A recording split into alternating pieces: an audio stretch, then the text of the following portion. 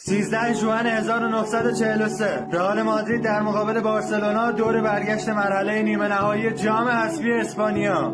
قبل از بازی آقای سانتیاگو برنابئو از هواداران خواسته بود که ورزشگاه چامارتین رو پر کنن. برنده این بازی باید در فینال به مصاف اتلتیک بیلبائو بره که اون سمت والنسیا رو شکست داده. یه ضربه کاشته برای رئال مادرید در دقیقه 5 و حالا پرودن دروازه رو باز میکنه. همون اول کاری نشون میده که توی چامارتین رئیس کیه. ضربه سر رو میزنه، آنتونیو میسازه و باریناگا رئال مادرید رو به گل دوم این دیدار میرسونه.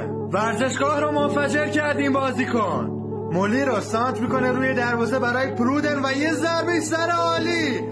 حرکتی رو آغاز کرده آلونسو، یه بازیکن رو جا میذاره پاس برای پرودن و توی دروازه هتریک. چه آتیشی رو به پا کرده پرودن در ورزشگاه. آلونسو کورتا رو دریبل میکنه، میخواد از همونجا شوت بزنه، ضربش رو دیدنی میزنه، تاق دروازه لوئیز میرا فرو میریزه. چه گلی زده از وسط زمین آلونسو. کاش جایزه‌ای برای زیباترین گل وجود داشت. حالا اونجا ساوتو پاس میده به مولی رو، از بین دو بازیکن میفرسته واسه پرودن. حتی گل شیشم برای رئال مادرید تو راه. آنتونیو بالاخره زهرشو میریزه. دارن بارسلونا رو تحقیر میکنن کهکشانیا.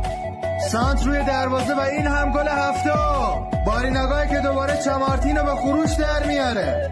آخرین دقایق نیمه اول کاشته برای رئال مادرید، توپ به تیر دروازه برخورد میکنه و در برگشت باریناگایی که گل هشتم رو به ثمر میرسونه. باور نکردنیه چه بلایی داره سر بارسلونا میاد. آلونسو پشت توپ ضربه‌اش رو خلاف جهت میزنه و دروازه رو باز میکنه. شادی بعد گل مخصوص خودش هم انجام میده.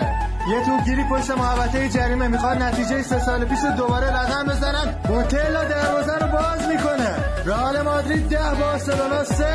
رئال تاجگذاری میکنه و در برابرش باید تعظیم کنید. برودن یه موقعیت خطرناک داره، کابوس بارسا میشه این بازی. این هم گل 11. چه پخت و پزی به پا کردی آقای باریناگا. زیرشو کم کن که بوی سوختگی داره خفمو میکنه.